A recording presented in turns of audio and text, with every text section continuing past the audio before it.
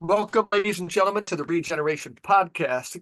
If you had three guesses, who do you think I'm here with? I'm going to answer it's Michael Martin. Um, it took me one And I guess. will affirm Yeah. that.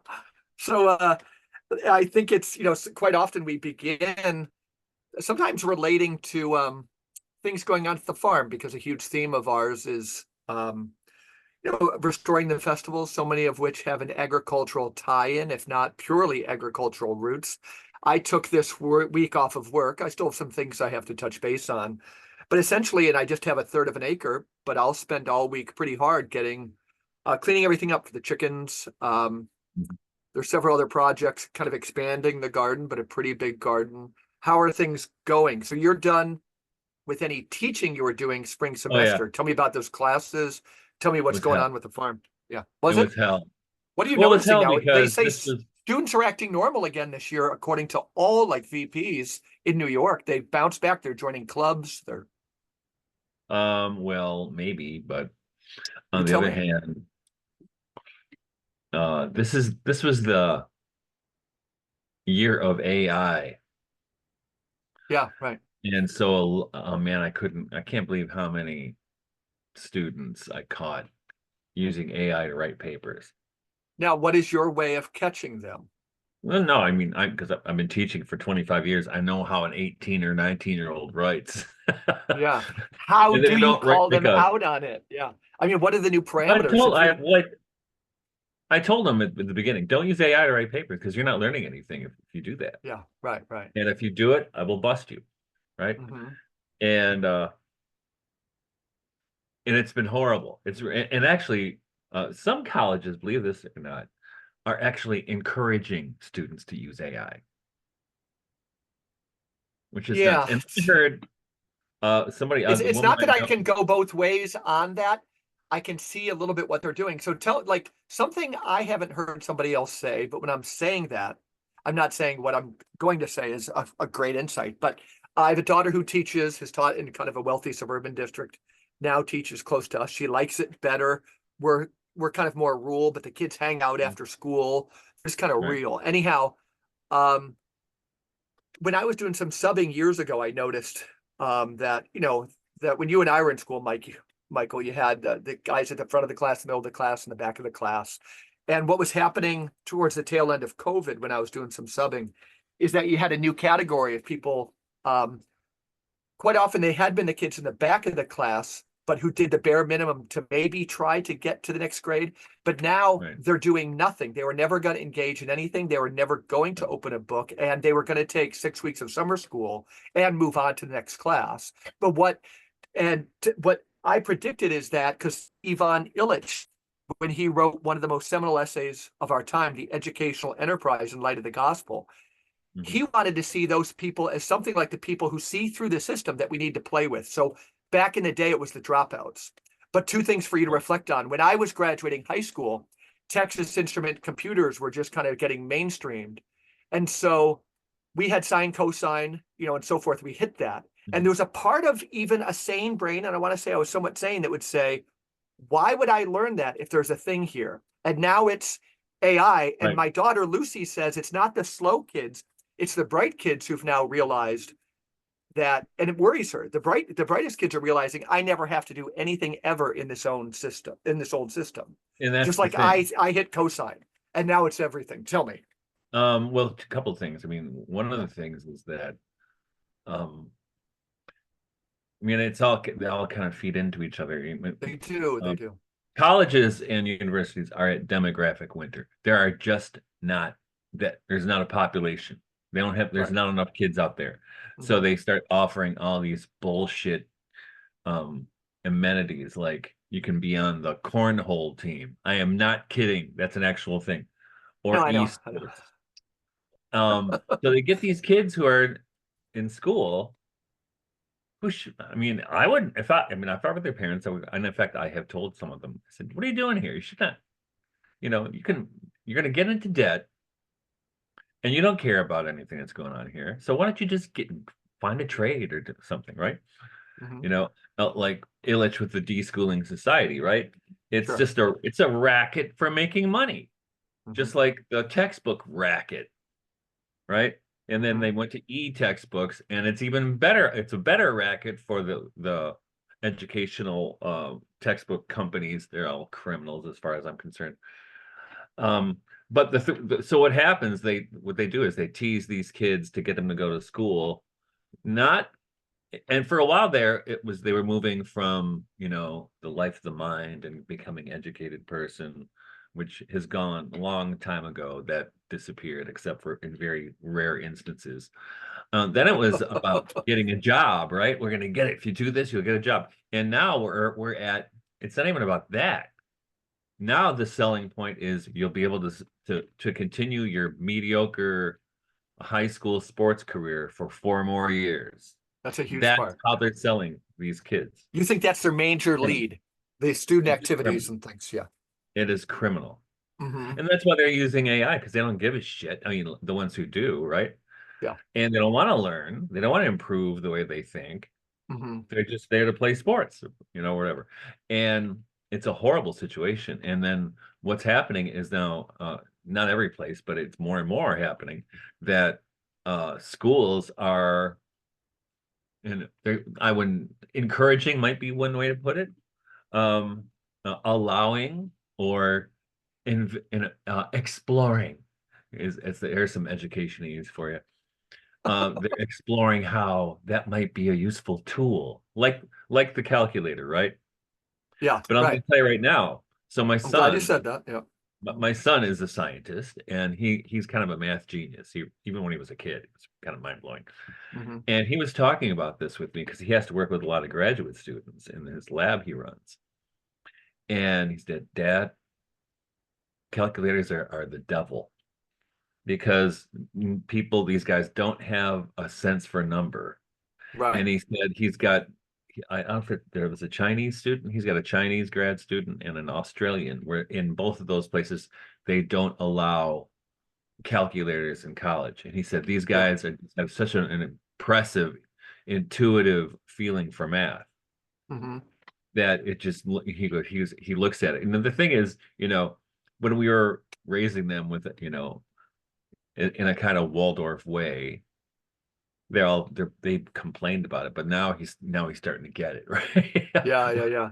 Why didn't we have computers? This is why. Yeah. Yeah. When our kids were Um, young, we did Mequon math. Was that a thing you had encountered as parents? no, I think it was I've all heard about using it. solid objects, like sticks that were quarter, half, and eighth. I came up with units my kids all remember called milk, money, and time. That some things, half of which, was not as clean as another half, but all these things, but Right. it was tangible. They could always play with it. Well, yeah. And that's actually one of the things I still do with my two teenagers who are still home. And when I was a school teacher, I had a really wonderful master teacher when I was a Waldorf teacher. What was her name? Escapes me. But one of the things she said is children have to develop a sense for mathematics. Right. So There's a we'll have tie-in here. Yeah, there's a tie-in to perhaps it'll be our next guest on the program, Jason Peters, who's definitely one of the funniest guys writing, but he's also a professor at Hillsdale. We're going to talk about, we're going to talk about Owen Barfield. We're going to talk about college gardens, a lot of things. But the Front Porch Republic has a print journal and I still have to subscribe. It's crazy of me, but and it's excellent. And so they post the introductions and some other articles and things. And I have friends that subscribe, and I've borrowed it. But the next one is on. It's out, and I encourage people to buy it. It's on the great historian John Lukash. Now, Okay. John Lukash was also very interested in Owen Barfield. A great historian, Eugene Genovese, who wrote the great Roll Jordan Roll on Slavery and Slave Spirituals, that as a communist, he couldn't get at how the slave spirituals worked with class, with Marx, and how the resistance, and eventually he became Catholic. And Eugene Genovese thought the two greatest historians of the 20th century were John Lukash, who was a Catholic, and Eric Hobsbawm, who was a communist, wrote on William Blake, I think. And anyhow, so John Lukash, when you read him, and I've read a lot of him, and he's deceased, he would say that to study math is to study the history of mathematics. You have to be there with Euclid when he discovered, and made his discoveries. And that's the thing, that the schools of our future, which won't be schools, they'll be something like hedge schools. It's forcing us, AI is forcing us to go back to what these things were all about anyways. Schools had become too close to what AI could deliver anyhow, and that's on them. And It if is. I let people know that part of Illich Take, when people ask me, like, what's the essence of it? Like, one way to get at it, and how it's not how powerful Illich is, but the problem, the mind control exercised by schools is that very early he proposed that it should be illegal if we care about human rights or something. Apart from you needing to work on bodies if you were a surgeon, apart from some legal things, if you were an accountant, Michael Martin, and you could do the books, it should be illegal to ask you where you got your education, right? Test the living daylights out of me. Now, if Yeah. it's something practical like surgery, you need to know that I've spent this many hours in the surgical room under a mentor. But it Mhm. should be illegal, just like it's illegal to ask you your gender and so forth. Why do we privilege the monopoly of schooling, sitting in these square rooms under fluorescent lighting with people our own age? And it's Be- a radical monopoly. Yep. well, it's because it's that system makes the rules. Right, right. And they Yep. build the system in their own image. But But it's go an so antitrust we need, and so it's a anyway, monopoly. Yeah. so what I was saying about developing a number sense, and this is so those of you listening or watching, if you're especially if you're homeschooling parents, and this would do with my boys, I'm always asking them, you know, how many feet do you think that tree is, or Hmm. how tall do you think that tree is, or you know, how many nails do you think are right there? Just look at it. How many nails do you think that is? So, and you do that, and you start to develop a sense for a number that way. Hmm. That's how you Hmm. like, and that's what that master teacher said. Endless estimating. They should always be estimating. Wow. It's a really good thing. I mean, it's simple but very good. But going back to the AI thing, so Yeah. I know this woman on X, uh, doctoral student, and she took her QE, I think, a couple weeks ago, and she was voicing her concern because she went to take her QE, and she's like, "This question doesn't make any sense. It has nothing to do with what I've been studying. It's I don't get it. It's kind of tangentially related, but this is something weird." Her AI generated. professor Yeah. had a yeah, and he thought he was Hmm. so clever. I would have beat his ass. Yeah. I told her, I said, "Squeaky wheel gets the grease, girl. You know, you go to, complain to the university, nothing happens. Go public Hmm. because after the beat down that higher education had after Claudine Gay's testimony, Hmm. and then the further investigation, finding out she plagiarized her dissertation, only published a couple of papers and they were junk. And how does this woman get to be the president of Harvard, right? Hmm. So higher education is a sham right now. Actually, It's a sham. It's an absolute yeah. Hmm. sham, and it has been for a while. But it's glaringly obvious at this point what a joke it is, and you can see Yvonne Illich going, "I told you." Well, tell me what you would do with your boys. I'll tell you and the listeners, that I think for all of my kids, A, you know, they everybody would be shocked how little time myself and all of my children combined spent looking and choosing at a college. So back in 1986, um, I might have mentioned on the show that the night before the state applications were due, I was such a ne'er-do-well. I Mhm. missed all the private school ones because my dad, even at that back in the 80s, my dad said, "This is on you. Nobody forces anybody to go to college." He also didn't hold it in this religious sense. But I said, "Yeah, Dad, I got it." He goes, "We'll help you where we can," which meant they could lend us maybe $1,000 a year that we'd have to repay. And so I think he's German and he was organized. I've got my mother's more Celtic stuff. And so I think all the private school deadlines came and left. And all of a sudden he was aware. He started probably monitoring me a little bit, his youngest. And the SUNY, the State University of New York deadline, which was after the privates, was coming up. And he just didn't really swear, but he knocked on my door at night and he's like, "God damn it." And he said, "Are you going to do anything?" So you could fill out a single application without any essay and just hit 4 SUNY schools for like $50.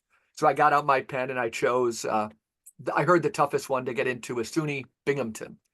And I used to run cross country, and I got accepted there if I ran cross country. But then I was in school the next day, and there was a young lady's whose locker was next to mine, and she was crying. And I said, I won't mention her name, but why are you crying? She goes, I didn't get into Geneseo, and I'd gotten into that. So I thought, that must be a pretty good school. So I guess I'll go there. And it was close, and my sister had gone there, but all of my kids went to St. Bonaventure University for no reason in particular. And if they were socially needy on one another, I wouldn't have let them. But also, I told them, this is the main point of my question. I want to hear what you'll say to your kids. I said, so school, it's a thing. Does socialization, is that an evil word or a good word? Everybody thinks it's such a bad word when applied to homeschoolers. But if you're socialized into brain control, which half the world is in schools, Yeah. anyhow, so there's that word that comes up.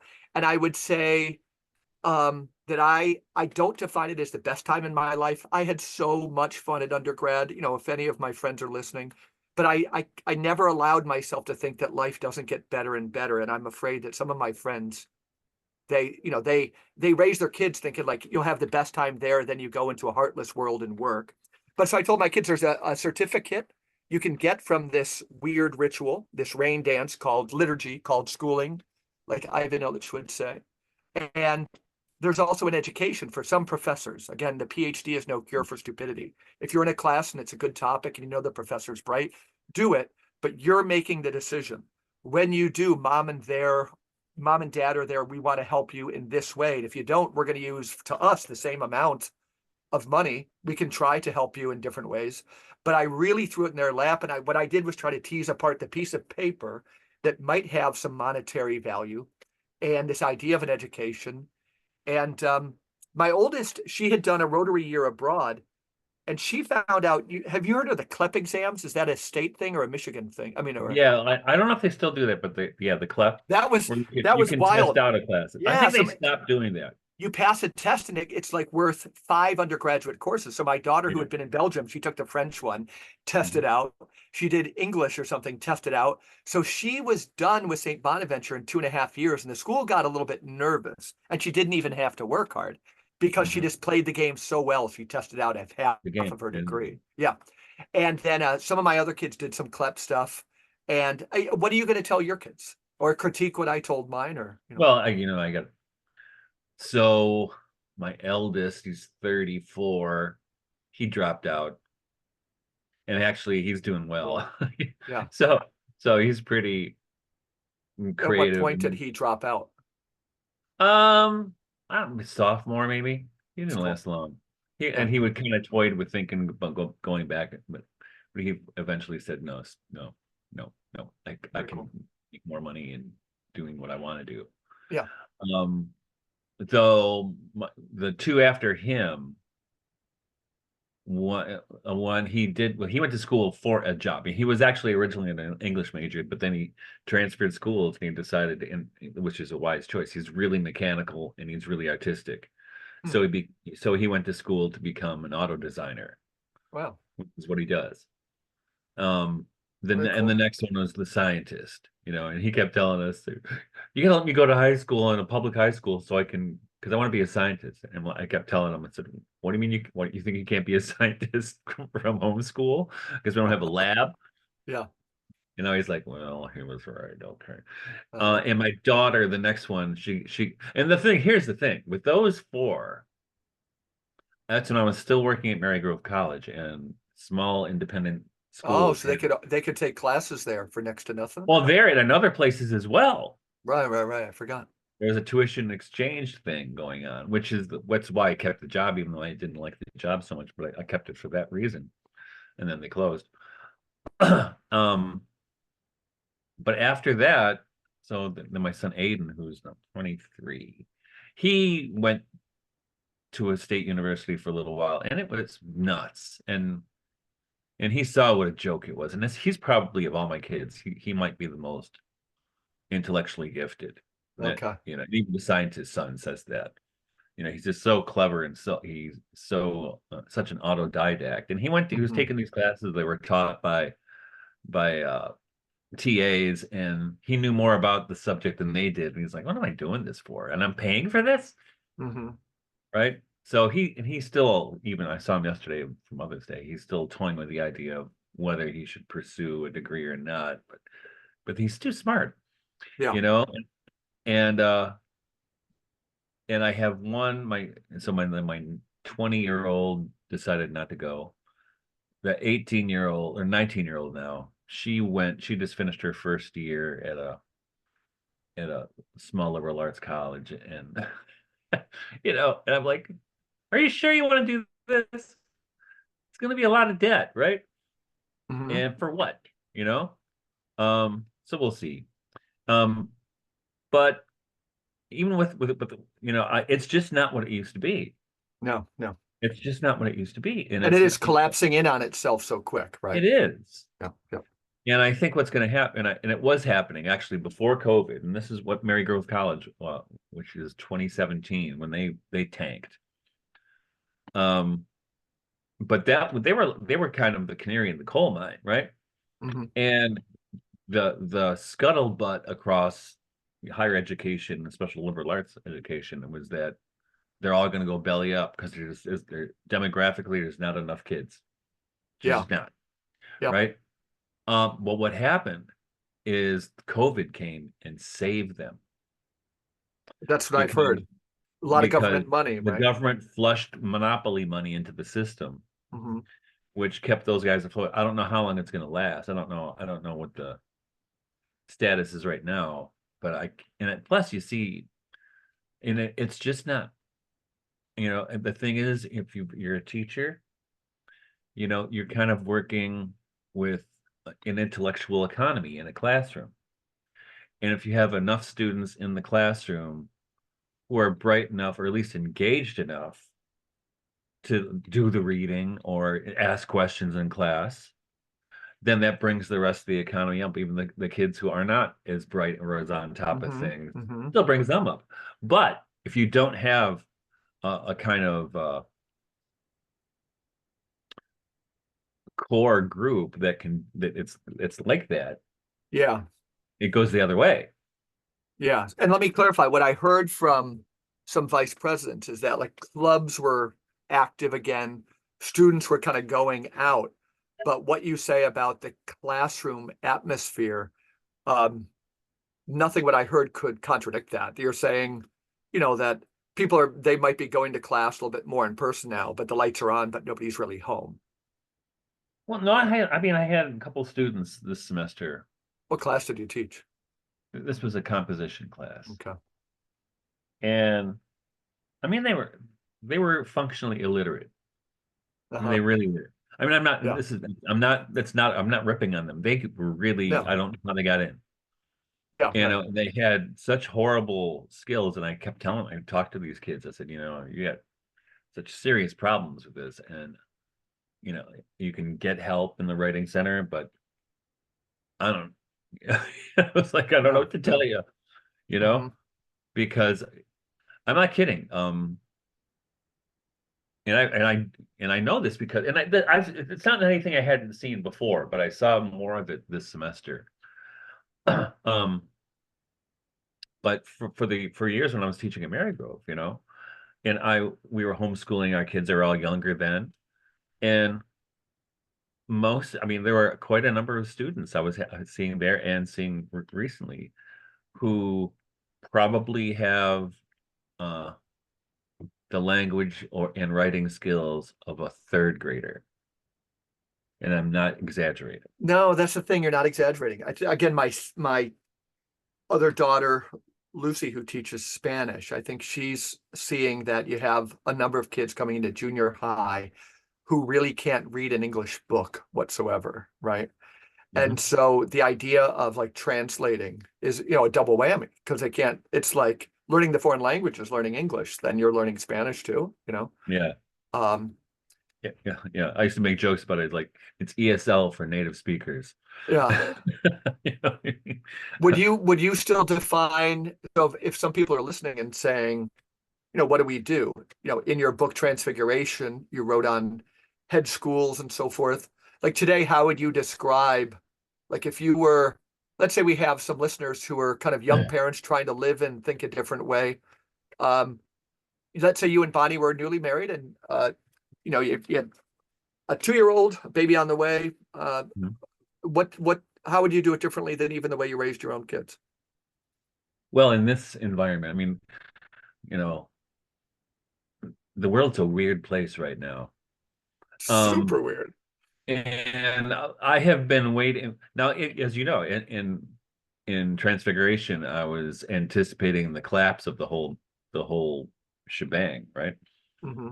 And I think COVID kept it going a little on life support for a little while, but I think it's still going to collapse, and I think it has to collapse. It's almost like, remember, in right now, I think the government or whomever is treating the higher education infrastructure as too big to fail, Hmm. right? Hmm. And with in this, if you go back to the banks, when the banks were too big to fail, or GM was too big to fail, right? Well, you should have let them fail. Yeah. So something Do else you think can. COVID really propped them up, or it also, I think it Oh yeah, simultaneously absolutely, no dragged question. something along, but it also, would you agree that in some way, from a different direction, it allowed people to see outside the game more, right? Isn't that half the thing, that we can't think outside of the medical establishment? We can't think outside of the government establishment. We can't think Yeah, outside schooling. Yeah. well, it's hard to judge, but I mean, I certainly, there are a lot of people, and we're two of them, who have seen behind the screen for a long time, right? Yeah. Yeah. Right. Um, and it's hard to, I don't have a sense of it, because um college professors are in a tremendous state of denial, which is why I think the flex and the reflex is always to turn to politics, Hmm. whether it's trans rights or whatever it happens to be. I think that's what happens, is that gives them a meaning. That gives their lives meaning when, and this is, I mean, an English professor, right? I mean, what I'm really good at as an English professor or as a philosophy professor is talking about great books, Uh-huh. like William Blake, or one of my favorite things to teach was Far from the Madding Crowd by Thomas Hardy. Have you seen the new movie of that? See, I Oh yeah, haven't it's read really the good. book. It's really good. It's really good. So I didn't Really know good. if it was good in comparison to the book. It's Oh, really it's pretty good for close to the listeners. book. Very close to the book. Okay, good. Um, The acting's so good. The acting's so good. it is so good. Yeah. But the point where I'm going, I mean, is where good teaching happens is not, I mean, this is what happened with English studies, and I wrote an article about it, gosh, 12 years ago, um, called "Taking on Being," about getting beyond postmodern theory in teaching, Mhm. uh, postmodern literary criticism, because the whole project there, and this, you see this from feminist studies and queer studies and all this other crap, where they're basically trying to teach kids that literature is a whole white patriarchy thing. It's all a ripoff. Uh-huh. Yeah, and then they succeed at that, and everybody drops out of being an English major. Yeah, yeah, yeah. Then they're going, "How come nobody wants to major in English?" And I was always the guy who was like, "No, man, this is a cool book. You gotta check this out. Look at Shakespeare," Yeah. And I get totally animated when I'm teaching Shakespeare, Blake, or Yeats. I used to call it, when I would teach intro to poetry, I would tell colleagues, I would just joke. I said, I think I'm just going to change the name of this course to Intro to Yeats, Uh-huh. because I would get on a William Butler Yeats tear. Yeah. And I could talk for 3 hours. But the thing is, that kind of enthusiasm in the classroom is infectious. It is. And it wakes students up. It's not that you're the greatest teacher in the world, but students see that the teacher is having a wow moment. Sure.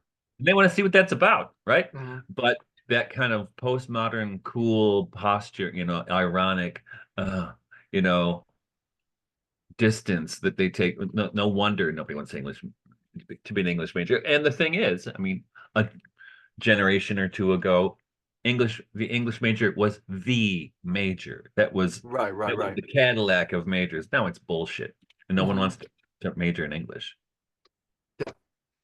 I remember when back before I had read much of a critique of the universities, but there's been a critique for now decades, but that friend hero I mentioned, Stephen Vizinci, in an essay, back in probably the 70s, one of the things he saw burgeoning, and all these things, as you know, they're related, but it was just the new interdisciplinary sciences, right? You could have a Hmm. professor his second year out of grad school, and he's a PhD in English literature, but he comes up with like environmental Blake studies and wants his own department. Like, so it's all interdisciplinary. So then Hmm. there was no journal, the old idea of like a committee of scholars checking on a body of work. And it was at the same time to, get into a name mentioned earlier, John Lukács, who all of a sudden in his time, a masterful historian who had to have command of European history and all this stuff. Hmm. He would say that, where the PhD was going was knowing more and more about less and less, right? That Exactly. the PhD in American history was doing a labor history of one county in Wisconsin just for the 3 years, 1937 to 1940. And so nobody again. So what did that mean? This person wasn't all that conversant with many other scholars. And that's the whole thing is then so there was the vanishing of generalism, Yeah, right? Which is tragic. yeah, Because especially in teaching undergrads, no one gives a shit if you have some specialty in some obscure 17th century. And I could have, you know, I've written about some obscure 17th century figures before. uh-huh, But if that's your whole thing, and then and then of course it's even worse in the more politically motivated disciplines like feminist studies or women's studies, or what I want to call it, or queer uh-huh. studies, because that's all you got. Right, right. And if it doesn't fit in that political register, what are you going to do? So Yeah, you don't know right, right, anything right. about it, and you don't love what you're teaching. I mean, the best professors I had, and even in graduate school, were the people who loved what they were doing, Yeah, right, who right. loved Mort Darthur. I had one of my professors, Lizzie Sklar at Wayne State University. She was wonderful because you knew she loved what she was talking about, and she would get Yeah. excited about it, I've right? had a handful of those, but only a handful, Yeah, and but it changes that's your life when you see somebody who just is passionate about it. it is it absolutely, and that's for myself, because I didn't start college till I was 26. I was Hmm. busy doing the rock and roll thing. But what led me to that was encountering all these cassette tapes at this bookstore that I picked up um, from the Temenos Institute. It's great stuff, like Or was it Prince them? No, Charles, it wasn't Philip Temenos. Sherrard. It was people from Temenos, but it was the Lindisfarne Association, which was a Like cool Kathleen thing. Rain overlapped with those. Yes. Yeah, yeah, yeah. So Like, Christopher Bamford, William Irwin Thompson, yeah, yeah. Kathleen Rain. Somebody. There was a Caitlin Matthews or something. Oh yeah, by the way, I talked to her today. Oh, They really? want to she and her husband John want to come on the show. Oh, get him on soon. Yeah. Yes. She writes on So- Celtic stuff, right? yes. Yeah, yeah, yeah. What's paradoxical, Michael, is how and just but it was we were thinking so Richard Russo, his book Smart Man or something is a great send up at the university. I The remember other that one. one, Yeah. I used to teach Western humanities the second half at Geneseo, and one part was the 20th century novel, and I had to team teach with somebody who did. Oh, I forget. It could have been The Color Purple. Anyhow, I think. Oh no, it was Catch 22. It was great, really great. Okay. Oh no, I take it back. It was Slaughterhouse Five. Slaughterhouse Five. Oh yeah. Excellent choice. Excellent choice. I do love that book. Anyhow, I guess there was another professor because it was mandatory for Geneseo students to take, um, some of these two humanities classes. So it was kind of a throwback. But anyhow, Mhm. somebody was using, and I just looked it up. White Noise, which is a Don DeLillo novel that I read, but it's also a send up of the university. And I was thinking that his protagonist, instead of teaching like German history, taught Hitler studies, right? So you got into the sociology of Hitler, the economics, and that was used as the parody. And that just last week when I was uploading the podcast with Guido Preparata, I my cursor fell on a part and I was just making sure everything was smooth. And it was where Guido, we were asking him how his books were selling. And he said, yeah, fine, but it's just the Hitler book. It's the Hitler book. It's the Hitler book. But Mhm. going from being parodied, and Guido's thing isn't Hitler studies necessarily, but he's pigeonholed in that a little bit in terms of sales. But it was just It's kind a of funny. hot top. It's a hot commodity. Yeah. Yeah, I think it's almost studiously designed to miss the point, you know. Hmm. Hmm. Anyhow, Hitler and Hitler. Because I just received, yep, you're probably getting them too. Guido's books came in the mail to me. Oh, did they? He told me they were on their way. I haven't seen it. It Okay, hasn't yeah, come. yeah, yeah. Your intro to Empire and Church is just great. Yeah, Cool. it's been so long since I read it. I don't even know what I said. Yeah. But students are graduating from college now, and venturing out into the job market. It's I don't know. Again, let me re-ask you, and I probably what would you're a young parent. What would you do right now? Like, would you try to, let's say, Stratford Caldecott? Would he be like a touchstone to guide you, or would you, as a mom and a dad, just kind of look at the personality of your kids, bring in some Waldorf stuff? What would you do now? It's hard to say because It I've is, been in. isn't it? Yeah. Um, well, the landscape is so bizarre, and I think young parents right now, um, I don't think a lot of young parents right now have been exposed to as rich a variety of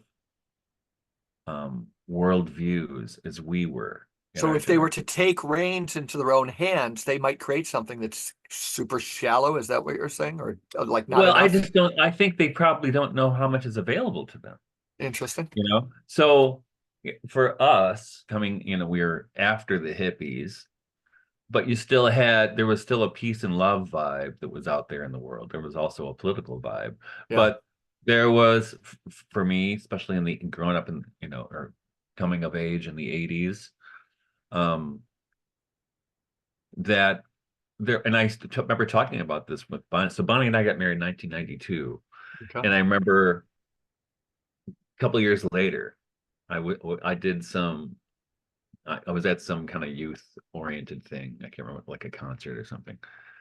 And I remember coming home and I told Bonnie, they're not like we were. Mhm. They're cynical and pragmatic. Maybe it's not the right word, but But aren't you and I cynical? materialistic. I Yeah, hear but what we're you're cynical saying. because idealism is dead, Yeah. right? Hmm. Um, we're cynical about the system, but not about life. Yeah.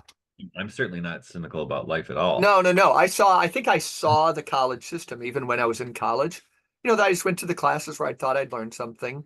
You didn't cheat. I tell you, I guess the closest thing I did to cheating was that sometimes if there was a novel I didn't read, like a Crime and Punishment or something, I would go to Collier's Encyclopedia Britannica, all the hardbound encyclopedias, and read about them, from different angles, and I'd have a sense for it, and then I'd read a few chapters.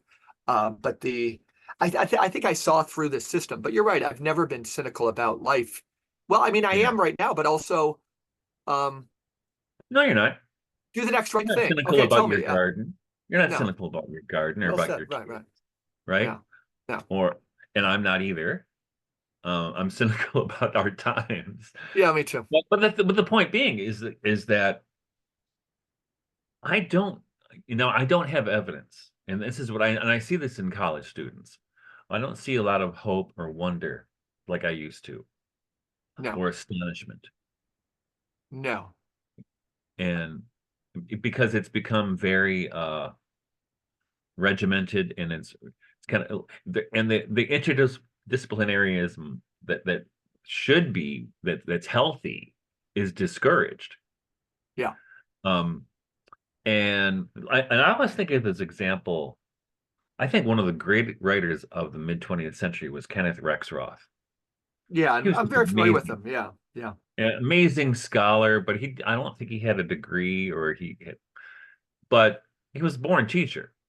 And He wrote on for some reason I was bringing, I'm taking off this week, in some books, Lamennais. I'm interested in the themes of subversive humor, modern slavery. This is a wild book, French Revolution, Words of a Believer, that is just Lamennais. But Rexroth, he's just one of those people who read the right guys. He read he Lamennais, did. And he, he read Blake, and yeah, he was yeah, a big D.H. Lawrence guy.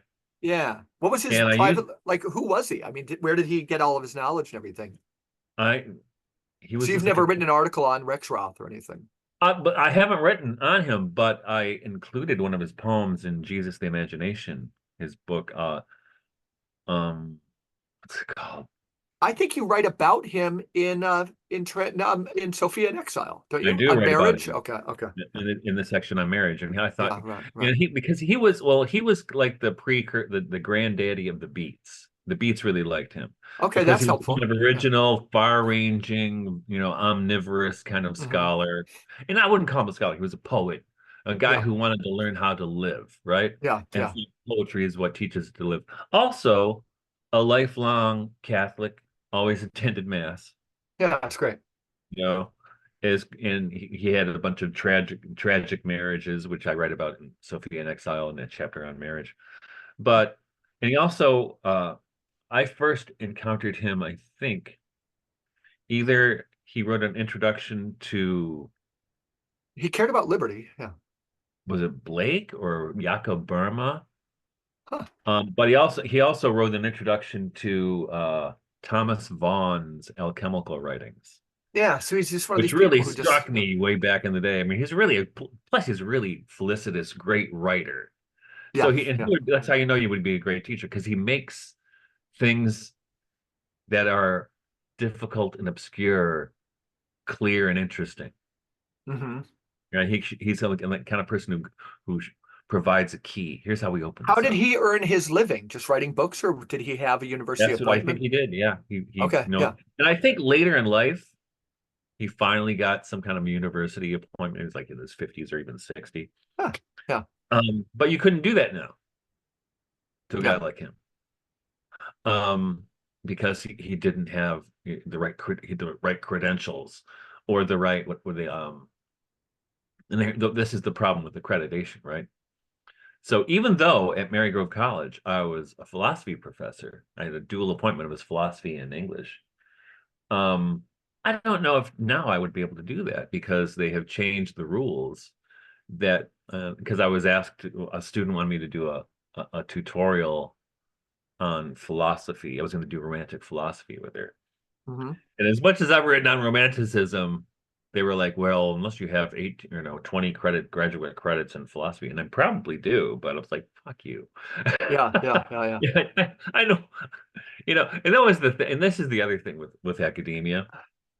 Uh, it's a herd of independent minds, right? Right, And right. academia, it's like the church. And I think we talked about this with Guido, right? You Say have it. deacon, assistant professor, priest, associate professor, bishop, full professor. Uh-huh. And it's a control system to keep the guys underneath in line. And I think of so. course, of course, just like they're keeping the seminarians in line, they're keeping, the untenured faculty in line as well. Hmm. And if you don't walk the right political line, we're going to make your life difficult, which is what they did. Actually, that's why I became a dual appointment at Marygrove, was because I was pissing off too many people in the English department, first of all, because I was actually publishing. I published more in 2 years at Marygrove College. That actually, I think, not only the entire department, but probably the entire faculty. Uh-huh. And no one liked that. I was like, what I thought I was supposed to do. That was the thing, right? Right They things, didn't yeah. like that. They did not Hmm. like that. Hmm. Because it incur what they want is they don't want anybody to stick out. They want mediocrity, Right. right? They don't want excellence. Hmm. But on the other hand, the dean at the school, she told me, Michael, if I had five of you, I could rebuild this place. Hmm. Be, Well, and that's something again that will be the future. Like, what does that look like? Higher education, probably well, closer to the hedge school idea. People will say, parents will steer the ship with their young people and say, um, I want to study under this guy, Michael Martin.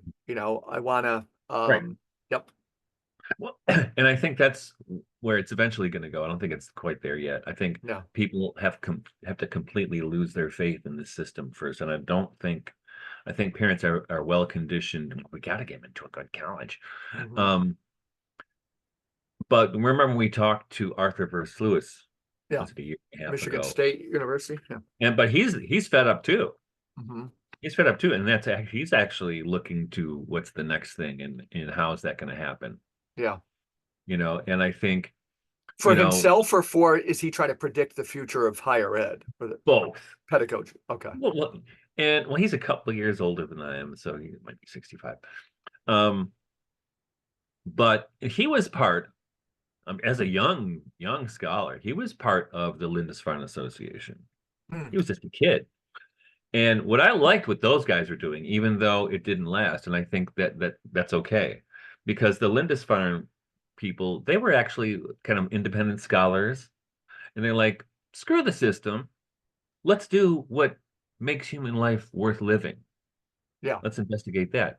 And and I think when as we were talking the other day on the phone, Christopher Bamford is one of the most beautiful writers ever to walk the planet. Yeah. Yeah. And unfortunately he's no longer with us, but he was a big part of the Lindisfarne Association. He was the one who uh, guided the Lindisfarne Press, right? Hmm. Which was they were eventually became affiliated with Rudolf Steiner Press, And but they so were they had doing some cool conferences. book. I know conferences and a press and what else at that point? And they conferences of the press, and it was just like this loose confederation of Okay. scholars and Yeah. thinkers and artists, and Therese was part of Yeah. it for a while. Okay. That's kind of like Front Porch Republic. It's kind of like I mean, there's a lot of these feels and vibes out there. And again, like you would choose, the Jordan Peterson one. I don't know the current status of it. I have no idea. It doesn't really interest me. But we need more people just to set up alternative ways of living. And again, I don't know much about it. Trump University. I don't really give a crap. So, if people want to go there, again, he shouldn't be Yeah, able to outright lie. But we need that's not a Bill Gates fan. But if right. all of a sudden, and I'd have to, disagree with me here, but I know, um, and this little precursor to this, I think I've said this once on the podcast before, but Ivan Illich also wrote a seminal essay on the campus minister.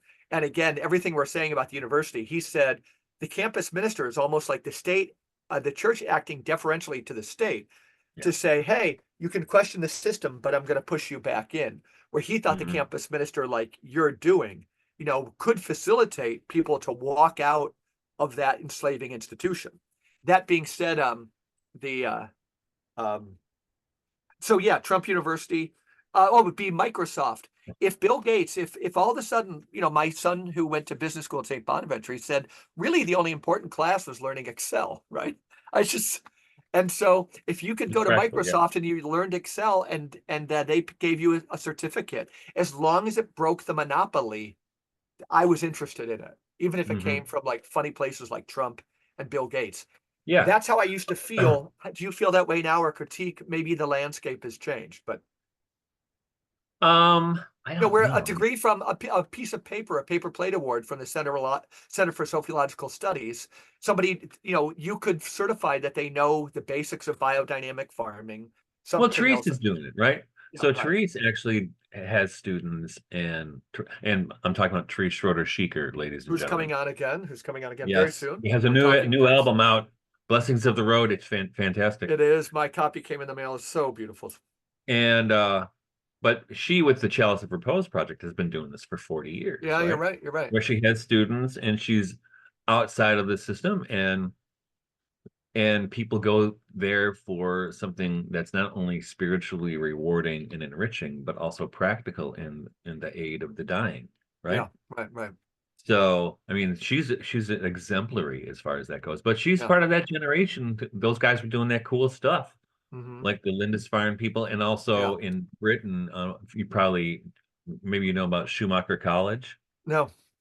Schumacher College, I think and these places all go belly up eventually because they get too big, and then they don't really have the institutional funding to keep it going. Yeah, but But things that start Schumacher up and die are College great. Yeah.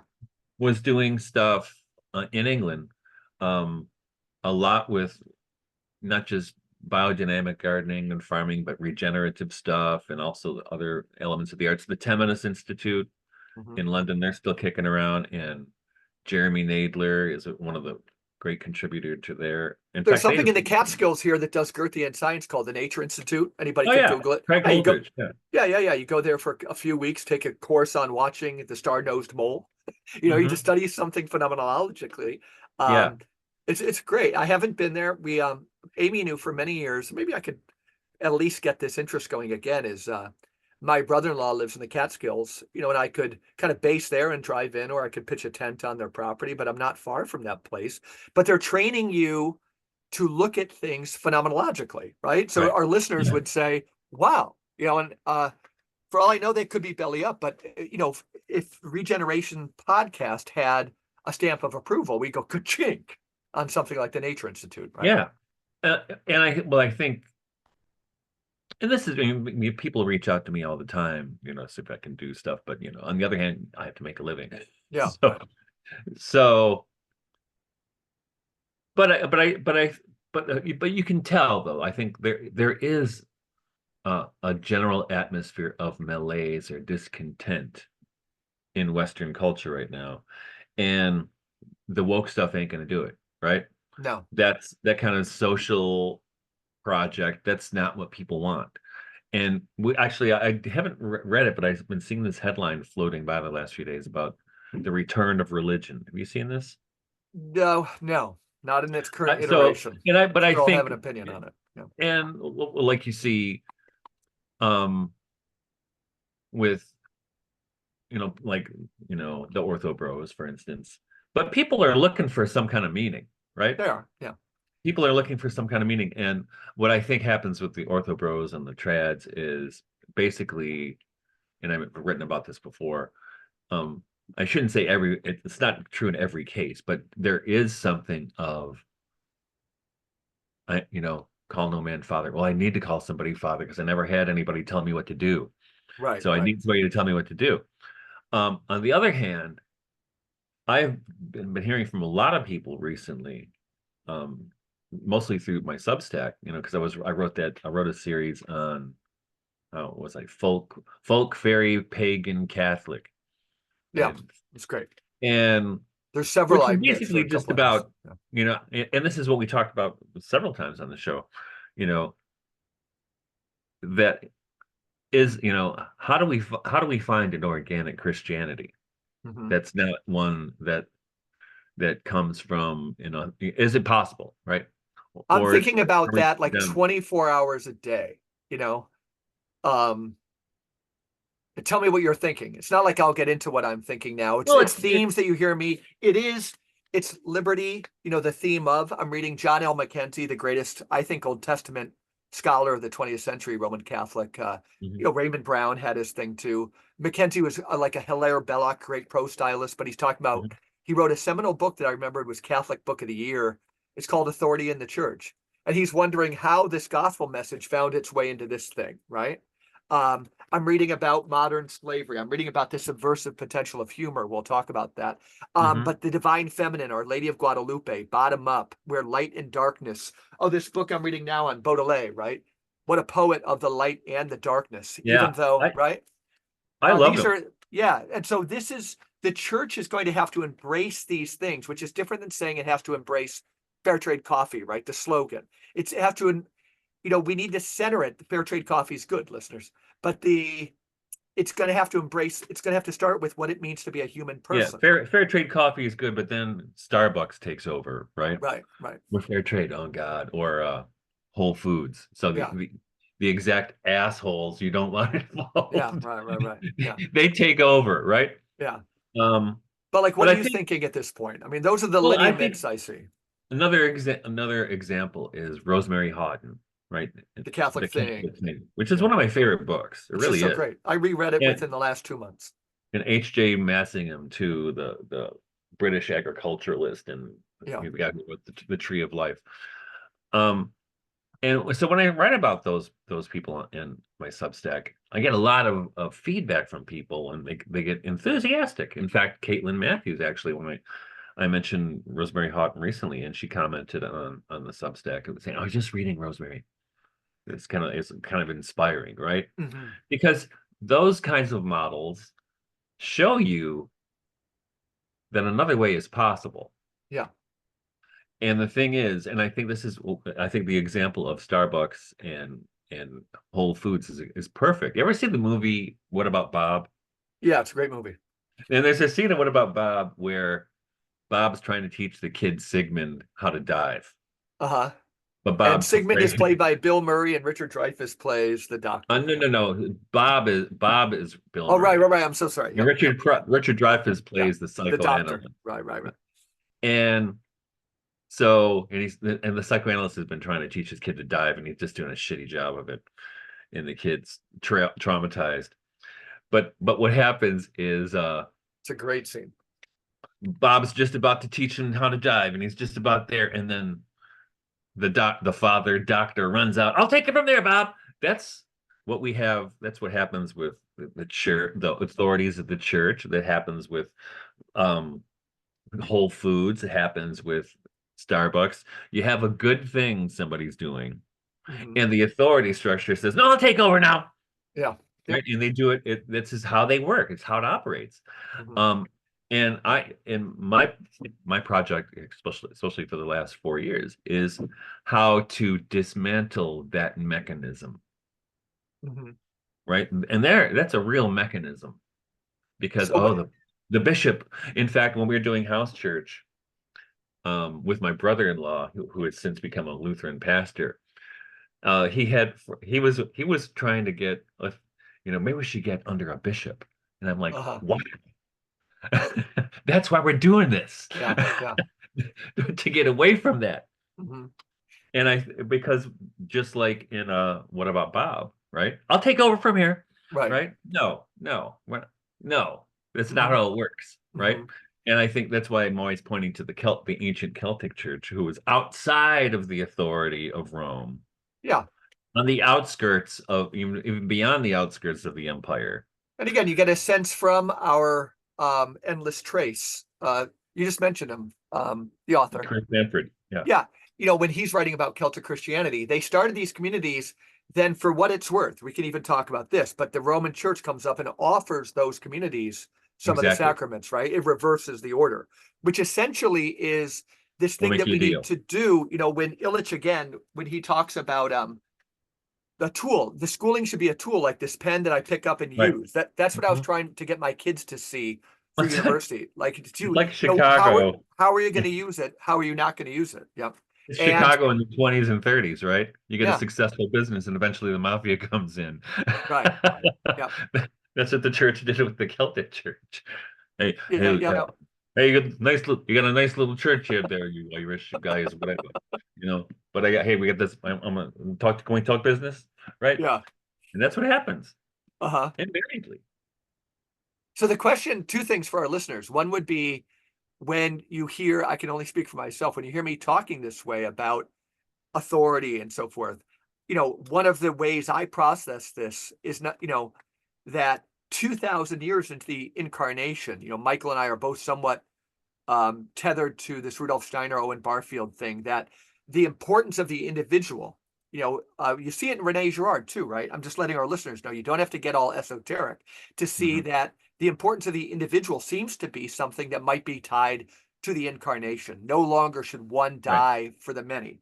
That being said, a form of liberty, when I keep on holding up these books, a Mhm. form of, let me do me, a form of human maturation where ontogeny recapitulates phylogeny, where the history of the whole human race, that Right. evolution is mirrored in the evolution of an individual.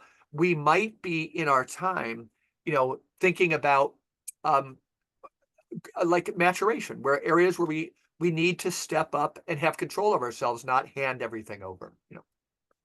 Well, yeah. Yep.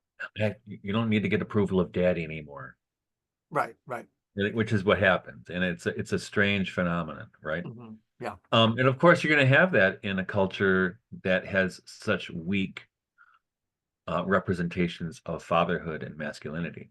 Hmm. Um, I think it's inescapable. Actually, next week, I think we're talking to Jamie and David Kohani Yeah. Is it next week? about the Okay. divine masculine. And I Hmm. and I was actually glad when she got a hold of me, asked me if I'd heard anything about this because she was seeing it in her practice. Say more. Yeah. Well, See, I don't know. I said, no, I hadn't heard about this, but this is kind of cool. You should come on the show and tell us about it. I was And thinking her about husband's that. also a psychotherapist, and he's been seeing the same thing. Yeah. Yeah.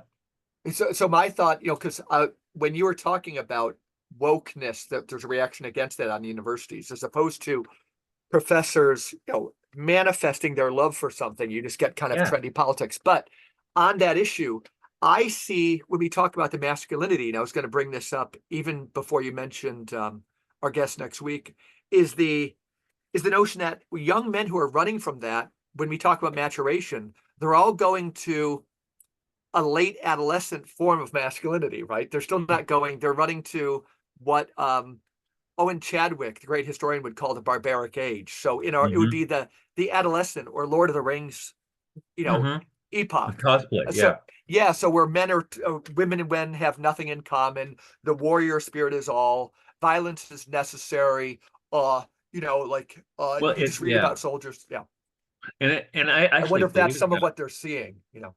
When I was in my first semester in college and I was in a composition class, I wrote my term paper was about uh gangs and how boys in gangs who don't have masculine role models. So it's kind of like Lord of the Flies. They invent their own system Yeah, of right, right. masculine initiation, but they have never been initiated in manhood themselves, right? Hmm. So it becomes like Lord of the Flies, Yeah.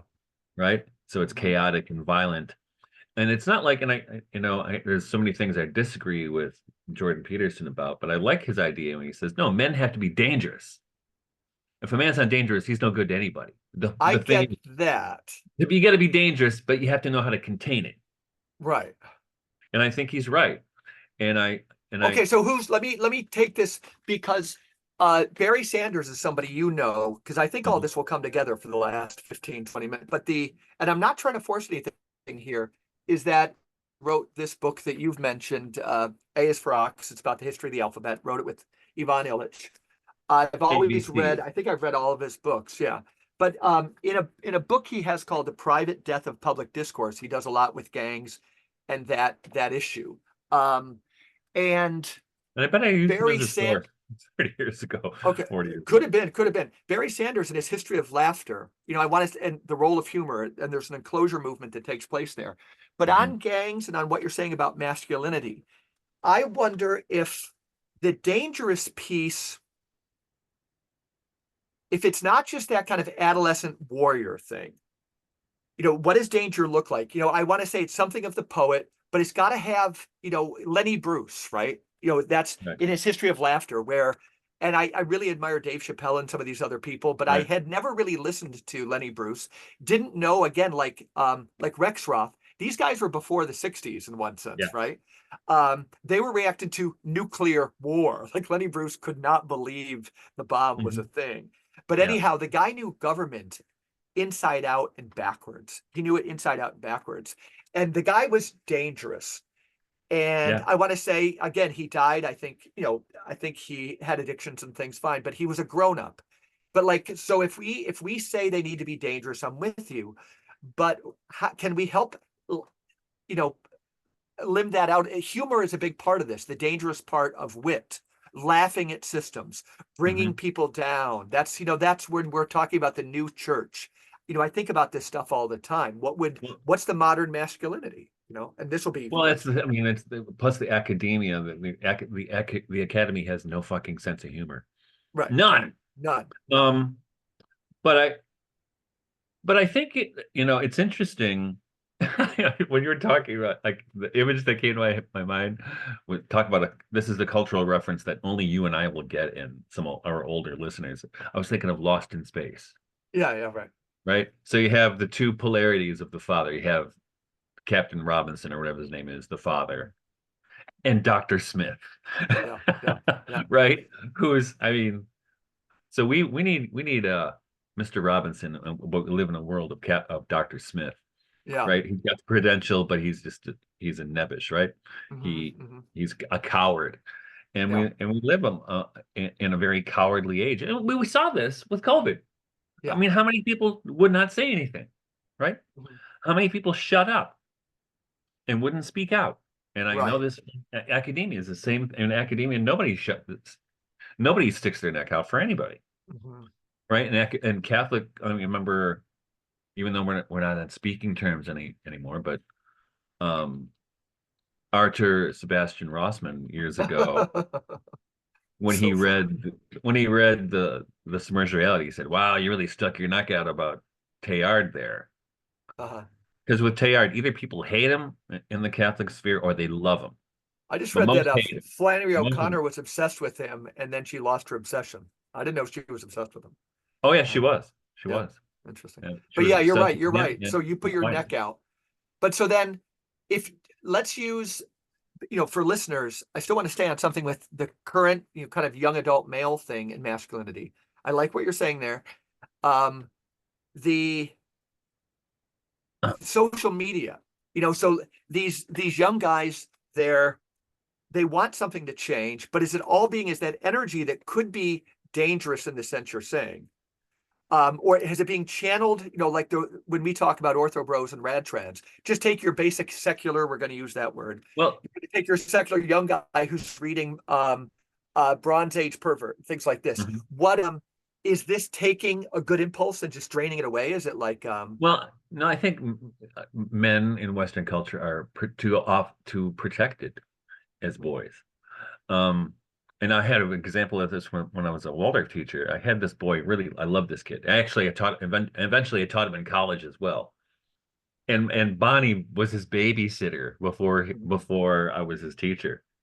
But he was a kid, I'd give an algebra problem, and he would sit at his desk and go, I can't do it, it's too hard. And I'm like, okay, right? 5 minutes. But his father was not in the picture. Okay, And he yeah. had the stepfather who was a creep. I hated him. Um, and so the curative faculty met with me about what can we do for this boy to help him. I said, well, here's what he needs. He needs to do something so archetypally male that if he doesn't do it the right way, he could hurt himself. So what was it? The world. Blacksmith. What? Okay, Blacksmith. black. Okay, great. So that happened to be one of the teachers. Her son was a blacksmith, Mhm. and the school paid him some money, but he came once a week for maybe 5 or 6 weeks and worked with this kid for an hour or two during recess. Mhm. And the kid burned his hand because he was inattentive and whiny. But when he went to college, he told me about this later. He had to write his letter, application letter. It was like, what was something that changed your life? And he said that. Mhm. And I know this because I was his teacher for still 2 more years after that. And after that happened, he was a different kid. So how do more people find that thing? And the reason I'm asking is that, your favorite subject, enclosure, um, enclosure has come for that too. I think Mhm. I mentioned once on this Yeah, podcast that, and I got in trouble at speaking the to, masculine is enclosed. yeah, yeah, that I spoke to a men's group, and they were, in my cryptic way, they finally said, so what do we do? And I said, you need to learn the distinction between having a men's retreat where you chop wood and the phenomenon of forestry. You need to make a distinction between eating bacon and animal husbandry, specifically raising pigs and slaughtering them and everything. Mhm. And so enclosure has come that they're surrogates for blacksmithing, I'm sure. I just, for a nephew who's getting married, it wasn't a bachelor party, but it was like the women were having a shower, so the men met up and we threw axes, right? It was fun. We Yeah. got nothing against it. But there's so many surrogates for that. The guy went into blacksmithing, he learned a trade, you Yeah. know. Um, how do people navigate that terrain? I mean, it's hard to say, could you just make a future being a Well, blacksmith? well, But I think another thing, I think, I mean, I guess we're setting up for our next interview, yeah. is that there's and I know this from life experience. I mean, because you're your English teacher or you're an elementary school teacher and you're a man, you're one of one on the Mhm. faculty, usually. A little bit different. Mary Grove, we're almost half and half, but Wow. the place I've been teaching, no men. And as an elementary school teacher, you might have one or two male men in the whole place, right? Hmm. And of course, then you have a lot of boys who don't have fathers. And I noticed this when I was teaching because usually it was in sixth grade where all of a sudden I'd start getting all this trouble from these boys. Uh-huh. get, of course they get mouthy anyway, but they had never been mouthy before. They all of a sudden they're mouthy and they're pushing back. And I realized, oh, the kids doing this are all the kids who don't have fathers in the picture. Okay. Right. And one boy actually took hunting. I told his mom, I said, it's going to be a crazy proposal. I Hmm. promise not to shoot him. Hmm. Yeah. But but I think I think men, like right now, I think culturally the feminine is under attack, Right. as we see with the trans stuff, right? And you know, women's sports in particular. But it's like, but the thing is, the masculine has been under attack for decades, and no Well, one's it's said it. because they're related, right? They're in a dance, I don't know. Well, I Don't you think think they're too, constantly they adjusting dismantled vis-a-vis one masculinity, another? Yeah, and that job was successful. So now we can dismantle I see what you're saying. gender writ large Okay, by I see what you're destroying the saying. feminine. Yeah. And like remember for decades, right? Male only spaces. Oh, you can't do that. That's Hmm. patriarchy. And one of the funniest times I've ever had is maybe 20 years ago. A couple friends of mine, I said, and they didn't know each other. I said, "You guys want to go deer hunting?" And my friend gave me his cabin up north in Michigan, and we went there, and we're just doing, Hmm. doing stuff. And I used to go with my brother-in-law. I went to high school with. He now lives in Florida, but we used to do that. We'd take the boys out hunting, Hmm. and it's there's something important, and I think Robert Bly was on to something all Yeah, those years yeah, yeah, ago yeah, in the men's movement, which it became a caricature of itself, maybe. But our buddy Martin Shaw, right? He's yeah. part of it. He was part of Oh, that, sure, sure, sure. and I think, um, well, what it is we Yeah, live in better a Martin Shaw than Bronze Age pervert. But on the other yeah. hand, what I'm thinking, kind of coming to not a conclusion, but it's boys will find their masculinity if we reduce the hours of school or eliminate it and they're out like your kids are doing. When I was telling you, what are you going to do with your boys? I guess Right. I'm hearing myself come to the conclusion that those decisions are kind of made much earlier when the boys are doing boy things and they're dreaming out in the woods and they're becoming who they are. And Well, it's interesting you yeah. mentioned that because yesterday it was Mother's Day, Mhm. and we met at my second oldest son's house. He just bought a house, so he wanted to show it off. And my Bonnie's sister and her husband were there, and Bonnie's nephew, one of her nephews came home with us for a few days. And Mhm. his dad told me, Mike, turn him into a man, make him Mhm. do man stuff. And which means because he did come to help us work on the Right, farms, which right, we right. get caught up in. But tomorrow I'm gonna make him and my boys too. We're processing ducks, Okay. right? Because I couldn't get an appointment with the Amish, and even though I would rather not do it because I got too many other things to do, but hey, it'll just take a few hours, and Uh-huh. we'll get some blood, and we'll blood and guts, and we'll have something good to eat, and Uh-huh. we'll do some male bonding. Yeah. Right, And right, right. feel like It's good. what's that? Remember that show, Home Improvement? Whoa, whoa, whoa, Yeah, yeah, yeah, yeah, whoa. yeah. But there's something to be said for that kind of initiation Oh, in totally, totally. and of course we talked before when we talked with Tara about um Illich's book Gender, Mhm. right? And now this is a job. A woman could do butchering. In fact, the Amish where I take my animals up, it's almost all women who do the butchering. I think it is Mhm. all women. But it's not that men can't do it. But in our house, this is not a job Bonnie's going to do. Yeah, So right. So you figured out. Bonnie's job is she works in the greenhouse and gets everything growing. Yeah, And so I deal with the animals. So because actually, I don't know if I told you, um, I bought 4 lambs, you mentioned. and one of them is little, and I thought I was going to have to put it down because it was lame for a while there. I was like, oh man. But I nursed it back to health, which is good because we're going to eat it later. Mm. But I really was caring for this. In fact, I was caring for all of them. In fact, right before I came in to talk to you today, I had to go feed that little one a bottle of milk, Hmm. and they're all following me all over the place. I mean, Right, right, right. um, and I brought them out into the pasture. I'm like, we guys start eating some clover, will you? Hmm. But But it's an interesting thing. I mean, as a farmer, where you're actually taking care and with, I mean, I mean, I even called that one the baby. I got to go take care of the baby. Mhm. So I'm taking care of these animals, even though the end game is they're going to end up in the freezer, Right. but it doesn't detract from the tenderness with which I treat them now, No, the good which shepherd. it Yeah. might, people might go, oh, that's disgusting. How can you do that? Um, but that's the human condition. Right. that is the condition of life. You could say the same thing about plant life, right? Hmm. It's just a higher form of life, but you're also eating it, That's right? Chesterton's thing about the green blood of the silent vegetable kingdom, right? Well, we're part of it. He We're wanted us part to of see nature. that vegetarianism, though it's a fine lifestyle choice, it doesn't get us out of the central mystery, that life feeds off of other life. Yeah, I mean, and as a farmer, you know that, Yeah. right? You deal with life and death on a daily basis, Hmm. Hmm. whether, your beehive collapses or what happened, or if that little lamb would have died, or I would have had to kill it. Yeah. If it didn't get better, there was a couple mornings last week I came in and I said, I'm just going to give her one more day. Hmm. But then she finally started not, she was not even walking on her right rear leg. And But now now she's she's running around. So I was happy, so I didn't. interesting. Now I'm going to have to talk about male bonding. I'm going in.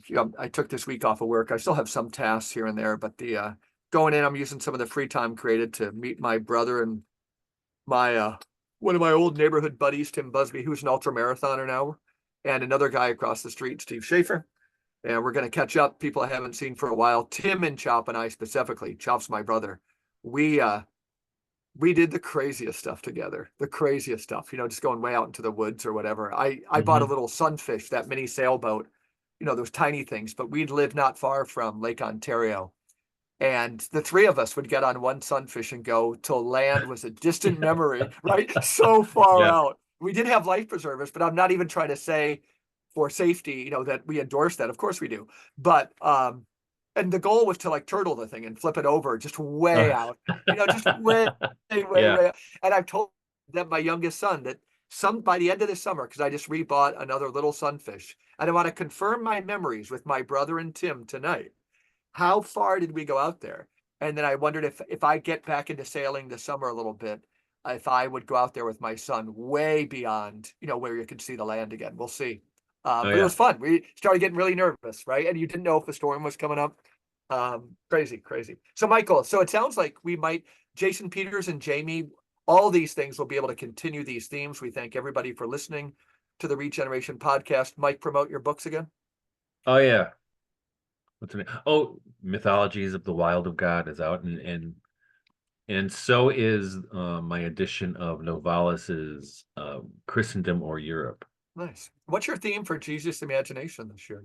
I'm not doing it this year. I'm going to wait till Okay, next year. I cool, got too cool. much going on, so I figured Yeah, I'd take a yeah, break. yeah. Plus, I get annoyed. uh, Being an editor Yeah, is yeah. It's nice to take a break. Well, this will be great. Again, people will look forward to Therese Schroeder Shaker, as well as Jason Peters. We've got Jamie Kohani and her husband talking about masculine spirituality. Looks to be a good month on the Regeneration podcast. Thanks for listening, and we will see you all very soon. In very well. fact, next week.